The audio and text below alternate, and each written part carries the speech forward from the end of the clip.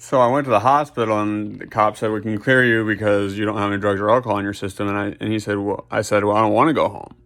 And he said, "Well, where do you want to go?" Cherokee.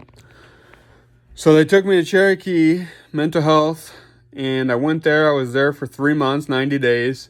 When I got there, they thought I was even worse than the worst of the worst. That's how like screwed up shit was getting.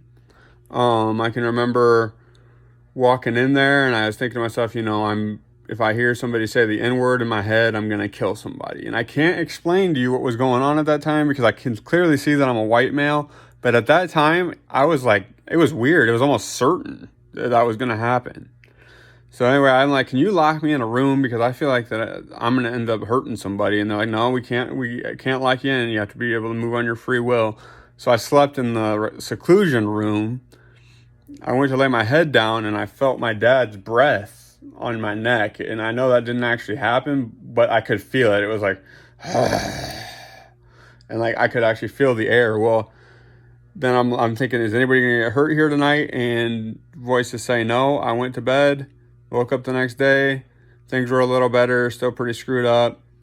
And the reason why I say that they thought I was gonna be the worst one there is because I had talked to one of the staff outside of the place when I got out, and they said when we first got you here, we thought you were gonna be worse than Tom, and Tom's been there for 11 years. So anyway, I got that situated, but it took me a while there to get things squared away. I mean, I was with some screwy people, and just different things were going on. There was this one guy who would sleep for 2 weeks, and then every full moon he'd wake up and he would talk everybody's ear off. He'd stay up all hours of the night, and then he'd go back to sleeping for like 2 weeks and then come back out again. Just on and on.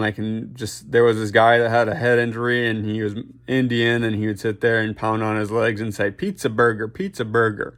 Or he'd pound on his legs and go, "I'm shaking my maracas." Just little things like that. Like, I'm not going to go into detail all of them. Not my business. I can see they were different people, but I'm just trying to give you a glimpse. It was not just staying at the Hilton, as some would want to imagine.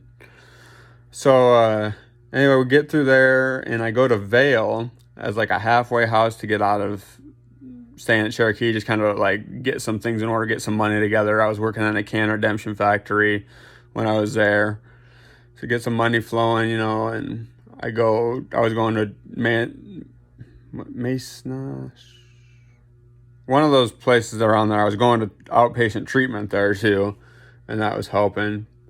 So basically, Steve Edwards was my counselor after I got out of treatment the second time, and I've been seeing him now for, I want to say, 7 or 8 years. He's a godsend in my life. Like, at first we went real close, we just kind of getting to know each other, but now he knows everything about me, and he's very supportive and understands some of the shit that I'm talking about, where I've been through, what created me an addict, how did this all happen.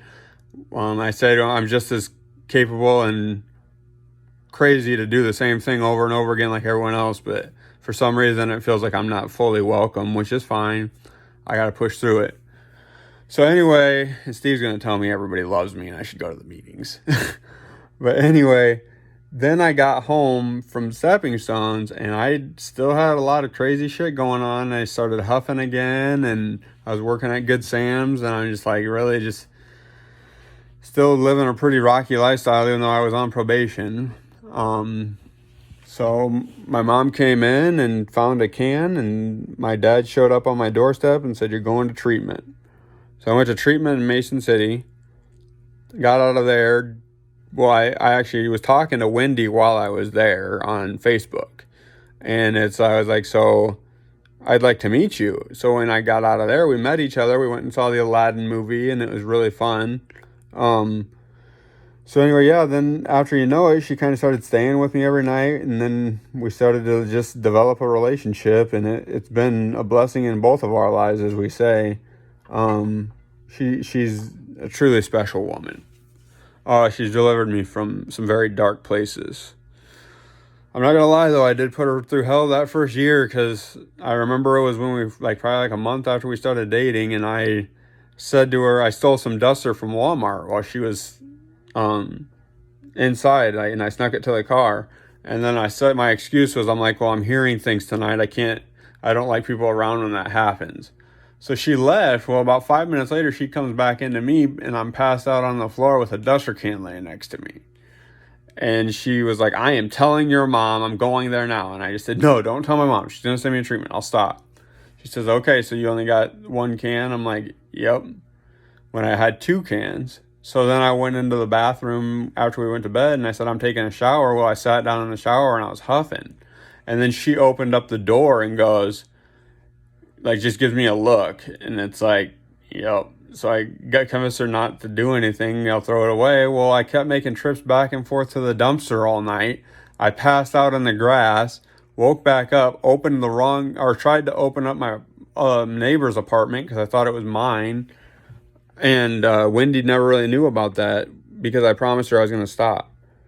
So anyway, I'm drinking all the time. I was doing the meth a little bit too here in Newell.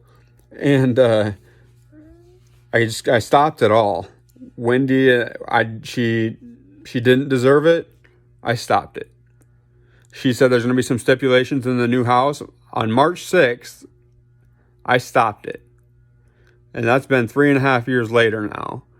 I said, Wendy doesn't deserve this crap. I need to get my head together and treat her right. So I did. And then after a while, it started to become mine. At first, it was just because I didn't want to lose Wendy. I wanted just some peace. But then I'm like, you know what? This is not such a bad gig. I like it. Because Steve and I actually didn't have appointments there for a couple months because I got off probation, and that's how I got off. But then after I felt that way about Wendy, I checked myself back in with him, and I said, hey, man, never again. I will not do this again. And I haven't, and I'm done with it. I mean, I'm 3.5 years clean and sober. I'm excited. I'm done with it. So Wendy and I move into the new house, and I've already got probably a year of sobriety, maybe 6 months to a year. I signed up for classes for college. I graduated with my bachelor's in business. Right after I graduated, I was offered a job to help someone out with chores, so I did. After helping him with chores, I got a call from Nutritex, and I decided to go work for them, and I've been working for them for about 1.5 years now.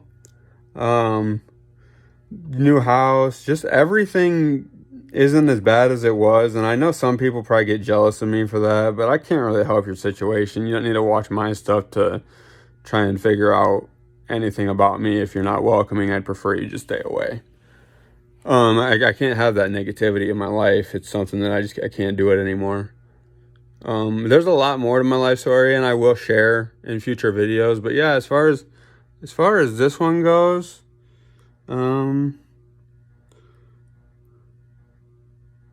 yeah, I guess this is about as far as I wrote down as things I wanted to talk about. Just a lot of strange shit going on around me, and I wanted to elaborate on Cherokee, but I feel like I'm infringing on people's privacy, and I'm also not the one to be speaking on their name. They can figure that out on their own. It's not my business.